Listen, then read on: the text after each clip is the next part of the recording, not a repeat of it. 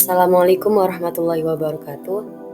Halo teman-teman semua, perkenalkan saya Nurul Hana dengan NIM 2055200043 dari Perguruan Tinggi STMIK Komputer.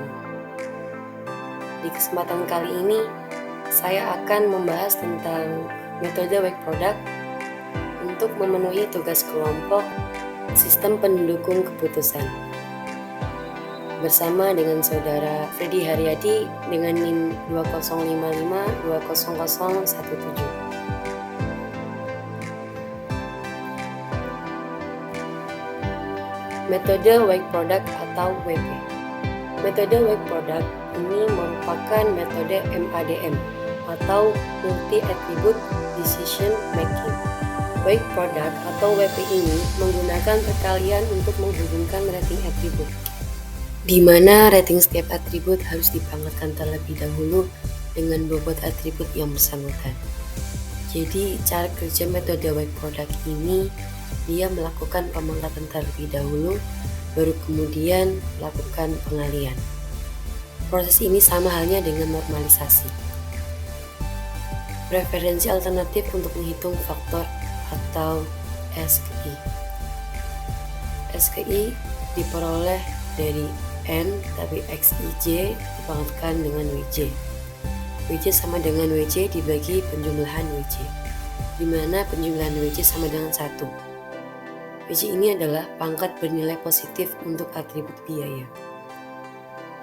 Preferensi relatif dari setiap alternatif diberikan sebagai berikut. Lanjut contoh pembahasan. Suatu perusahaan di daerah istimewa Yogyakarta ingin membangun sebuah gudang yang akan digunakan sebagai tempat untuk menyimpan sementara hasil produksinya. Lanjut soal pembahasan. Suatu perusahaan di daerah istimewa Yogyakarta ingin membangun sebuah gudang yang akan digunakan sebagai tempat untuk menyimpan sementara hasil produksinya. Ada 3 lokasi yang akan menjadi alternatif, yaitu A1 di daerah Ngemplak, A2 di daerah Kalasan, dan A3 di daerah Kota Gede. Ada 5 kriteria yang dijadikan acuan dalam pengambilan keputusan, yaitu C1 jarak dengan pasar terdekat, C2 kepadatan penduduk di sekitar lokasi, C3 jarak dari pabrik, C4 jarak dengan gudang yang sudah ada, C5 harga tanah untuk lokasi. Kriteria keuntungan C2 dan C4. Kriteria biaya C1, C3, dan C5. Menentukan rating kecocokan. Rating kecocokan setiap alternatif pada setiap kriteria dinilai dengan 1 sampai 5, yaitu 1 dinilai sangat buruk, 2 dinilai buruk, 3 dinilai cukup, 4 dinilai baik, dan 5 dinilai sangat baik. Menentukan bobot kriteria. Pengambil keputusan memberikan bobot preferensi sebagai berikut: 5, 3, 4, 4, dan 2. Tabel rating kecocokan ada A1, 4, 4, 5, 3, 3, A2, 3, 3, 4, 2, 3, A3, 5, 4, 2, 2, 2.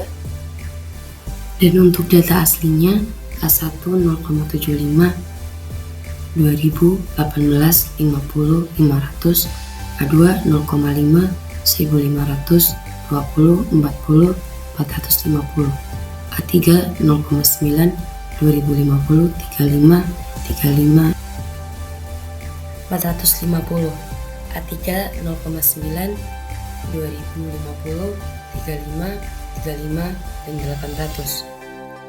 Selanjutnya perbaikan bobot. Bobot awal yaitu 5, 3, 4, 4, dan 2 akan diperbaiki sehingga total bobot sama dengan 1.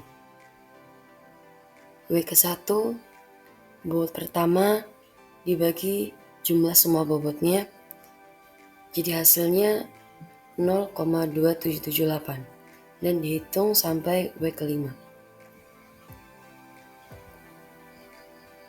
Selanjutnya penyelesaian menghitung vektor S. S ke 1 sama dengan C1 dikurangin hasil dari W1, C2 dipangkatkan dari hasil W2, C3 dikurangin dari hasil W3, C4 dipangkatkan dari hasil W4, C5 dikurangin dari hasil W5. 2,4187. Selanjutnya adalah penyelesaian menghitung vektor V untuk perankingan. V ke 1 yaitu 2,418 dibagi dari jumlah perhitungan S1 sampai S ketiga.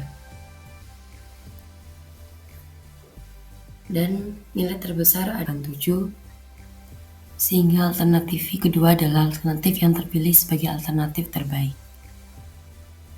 Demikian pembahasan yang dapat saya sampaikan. Kurang lebihnya mohon maaf. Assalamualaikum warahmatullahi wabarakatuh.